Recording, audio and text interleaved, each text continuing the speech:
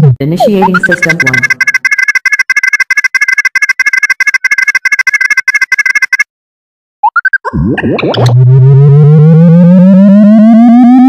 System 1 loaded.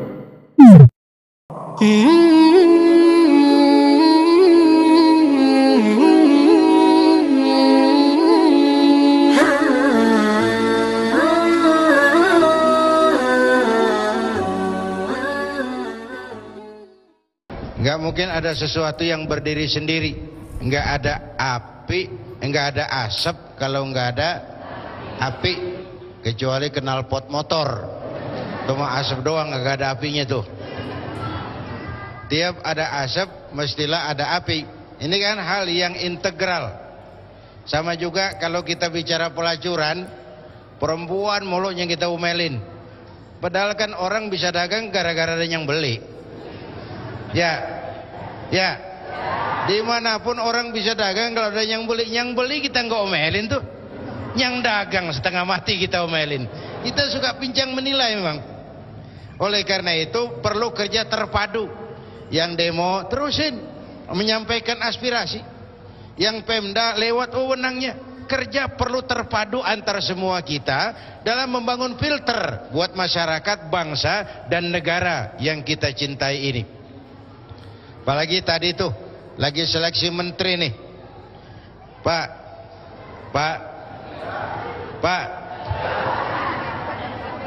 Ini bernegara nih. Kita nih rakyat. Supaya apa? Milih menteri supaya dia mengabdi, berbakti, bekerja buat kepentingan rakyat. Kenapa? Karena begitu dia pilih, hidupnya udah diongkosin rakyat tuh menteri tuh. Rumahnya rumah dinas. Siapa yang bangun? Rakyat, duit rakyat. Teleponnya negara yang bayar. Listriknya negara yang bayar. Pengawalnya negara yang bayar. Jadi pantas kalau berbuat untuk rakyat. Jangan sampai dulu sebelum tol Cawang Cikampek belum ada, kita kalau ke arah wetan kan lewat jalan lama tuh. Tuh pintu kereta paling-paling tuh. Kereta masih di Senen, pintu udah ditutup. Orang dia jauhin sama asongan. Antrian panjang. Sampai 45 kilo tuh. Sopir truk, sopir bus, kenek, kepanasan, keringetan, nungguin kereta lewat. Begitu lewat tuh kereta 16 gerbong. Panjang. Terus kenek yang keausan, kepanasan, ada rasa puas nungguin tuh. Pantes lama banget kita nungguin keretanya panjang. Bener nggak? Coba bayangin, udah setengah jam nunggu di pintu kereta, aus, panas, keringetan. Begitu lewat lokomotif doang, pala kereta doang, gojlok. Sopir kenek nyumpah ini gila. Gua kira apaan yang mau lewat beginian doang. Nah rakyat sama pemerintahnya juga begitu. Rakyat mau nunggu, rakyat mau keringetan, rakyat mau berkorban untuk sesuatu yang besar, untuk sesuatu yang bermanfaat bagi rakyat. Jangan sampai bunting gajah keluar tikus. Bunting gajah keluar tikus. Gede-gedean geluduknya sama hujannya. Geluduknya jegar, jeger, hujannya cuman gerimis. Ini namanya besar pasak dari tiang, harapan rakyat jadi sia-sia. Oke Bu ya, saya setuju. Jangan kita mojokin perempuan. Kita nih kalau nggak ada perempuan kiamat Bang. Pak Kiai, Pak Kiai cocok jadi Menteri Agama Pak Kiai. Wah, nggak. Orang mengabdi itu berbakti kan nggak cuma harus jadi menteri. Nggak harus jadi pejabat tinggi. Untuk berbakti itu setiap kita bisa. Wah kalau nggak jadi menteri kiamat. Cengeng. Kalau niat malah lebih ikhlas kok. Berbakti tanpa jabatan itu. Bu. Yang kedua nih. Pertanyaan. Tentang. Walal akhiratu khairul laka minal ula. Akhirat lebih utama daripada dunia. Tapi kenapa dalam praktek para pemuka, para tokoh, bahkan kaum sebagian para pemuka agama lebih mendahulukan dunia. Nih, Bu. Bu. Kita ambil contoh. Beberapa nabi kaya. Beberapa nabi. Nabi Sulaiman, nabi kaya. Salah enggak tuh? Salah enggak? Enggak dong. Nabi Ibrahim, nabi kaya. Kalau kiai ada yang kaya kan lumayan, bangun masjid nggak bau-bau proposal kemana-mana ngayap. Ya, asal jangan dijadikan tujuan. Sekali lagi saya bilang, jabatan itu alat, harta itu alat, kemampuan itu alat. Gunakan alat untuk mencapai tujuan. Kalau itu nggak salah. Tapi kalau ngumpulin harta jadi tujuan, itu yang salah. Kan ada orang kerjanya ngumpulin sama ngitung. Wailul likulli humazatin lumazah allazi jama'a malan wa addada. Celaka para pengumpat yang kerjanya cuma ngumpulin sama ngitung. Ngitung, ngumpulin, ngitung, ngumpulin. Sedekah nggak pernah, berbuat baik nggak pernah. Kerjanya cuma ngumpulin sama ngitung. Kolektor. Itu yang nggak benar. Jelas? Saya cuma sampaikan satu hadis Rasulullah memberikan peringatan keras. Begini, ini 3 penyakit, Pak. Iza azzamat ummatid dunya. Wa fi riwayatin iza azzamat ummati dinaran wa dirhaman. Kalau umatku sudah mengagung-agungkan dunia, kalau umatku sudah membesar-besarkan uang dan dinar dan dirham, kalau umatku sudah jatuh jadi umat yang materialistis, semuanya diukur dari uang, nuzi'at minha haibatul Islam, dicabutlah dari mereka kehebatan Islam. Islam nggak berwibawa, Islam bisa dibeli. Banyak sekarang orang-orang yang sebenarnya orang besar tapi memposisikan dirinya kayak anak yatim di pesta orang kaya. Partai Islam nggak berwibawa, tokoh Islam nggak berwibawa, nasibnya kayak anak yatim di pesta orang kaya. Anak yatim datang ke pesta orang kaya, nongkrong di depan pintu nungguin, dipanggil dapat apa gue nih? Menyedihkan, memalukan, memilukan. Kenapa? Kita jatuh jadi umat yang materialistis. Kalau umatku sudah mengagungkan dinar dan dirham, dicabut kehebatan Islam. 1. Yang kedua, wa iza tasabat ummati. Kalau umatku sudah jatuh menjadi umat yang saling mencaci, belekai turu-turu dia, sakatat min ainillah, jatuhlah mereka dalam pandangan Allah. Itu penyakit kedua. Yang ketiga, wa idza turikatil amru bil ma'rufi wan nahyu 'anil munkari hurimat alaihim barakatul wahyi. Kalau amar ma'ruf nahi munkar sudah ditinggalkan orang, hilanglah keberkahan wahyu. Kita cuma mengklaim tapi tidak lagi realistis dalam kehidupan kita. Oleh karena itu, Islam tidak melarang orang jadi kaya asal sebagai alat.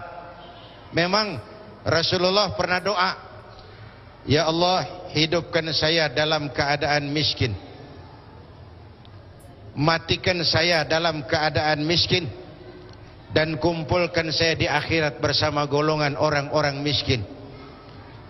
Ini biar cinta banget sama Nabi, tapi ngamalin doa kayak begini berat juga rasanya nih. Dan memang menurut saya ini etika kehidupan Rasul. Tidak pantas kalau Rasul minta kaya. Kalau Rasul minta kaya, umatnya jadi apa?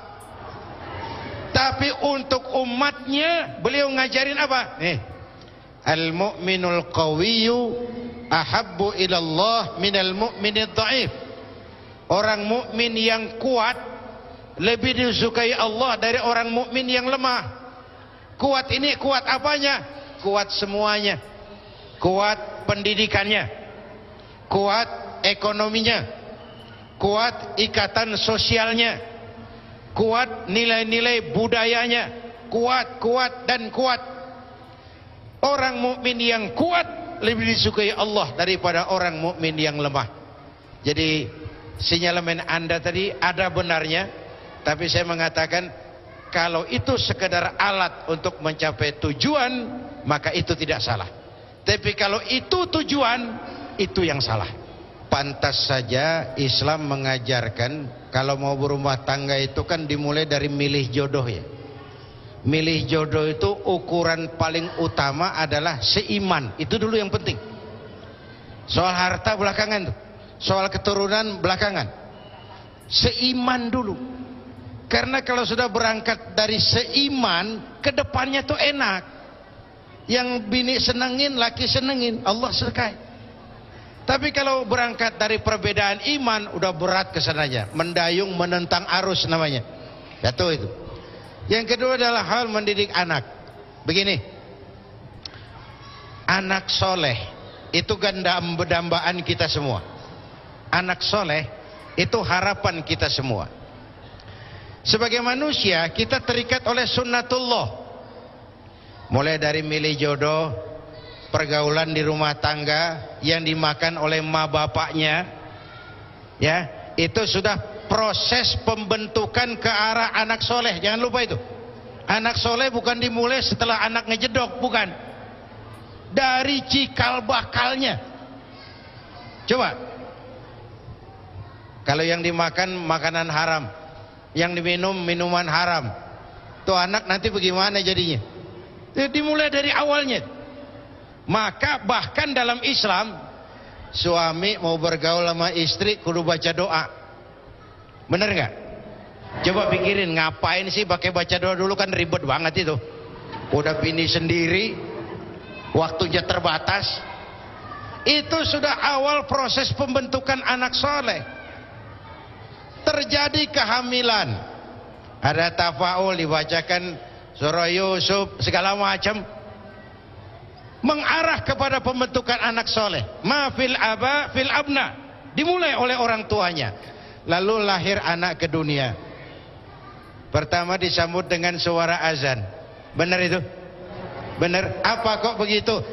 Ini bayi, panca inderanya yang pertama bekerja itu pendengaran, Pak. Dia belum bisa ngerasain, dia belum ngelihat, tapi dia ngedenger. Panca indera pertama yang bekerja pendengaran. Maka bayi muslim begitu brol lahir ke alam dunia, suara pertama yang masuk telinganya, Allahu Akbar, Allahu Akbar. Rekaman pertama di atas kaset kosong. Belum sempat dia dengar Michael Jackson, belum sempat dia dengar yang macam-macam. Allahu Akbar, rekaman pertama, azan. Begitu lahir udah dipesan, nah nanti kamu boleh jadi pedagang, nah tapi pedagang beriman, Allahu Akbar. Kamu jadi artis, artis beriman. Kamu jadi pejabat, pejabat beriman, Allahu Akbar. Setelah itu kasih nama yang bagus, kata Nabi. Mahumida wa ubbida, yang mengandung pujian. Muhammad, Hamid, Mahmud, Pujiwati, Pujiastuti, Siti Kusmati.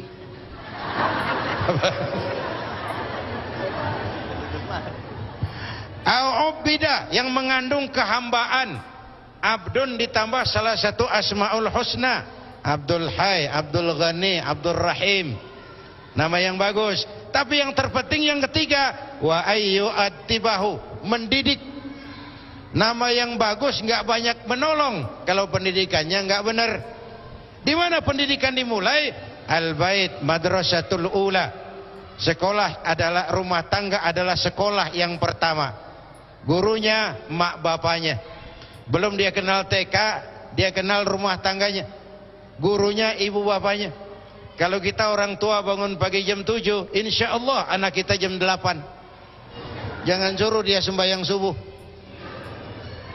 Ma fil aba fil abna, bagaimana orang tua nurun ke anak. Yang udah-udah nih kalau Betawi kata, asal bapak kalong anak kampret. Bapak nyolong, anak nyopet. Upaya pendidikan. Terakhir doa. Jangan lupa, kita cuma punya kemauan, Allah juga punya kemauan. Saya kasih saya contoh. Nabi Nuh pengen nggak anaknya beriman? Pengen. Nyatanya itu Kan'an kumpul sama orang kafir. Nabi Ibrahim pengen nggak supaya bapaknya beriman? Pengen, tapi tetap pembuat berhala Azar. Bahkan Nabi Muhammad pengen nggak pamannya Abu Jahal beriman? Pengen, tapi lagi-lagi hidayah hak prerogatif Allah. Asal usaha orang tua sudah maksimal, selebihnya doakan Rabbi habli minas salihin, berikan kami keturunan yang soleh dan solehah. Baik. Kira itu. Ya. Sudah terjawab ya Ibu ya. Terima kasih banyak Pak Kiai.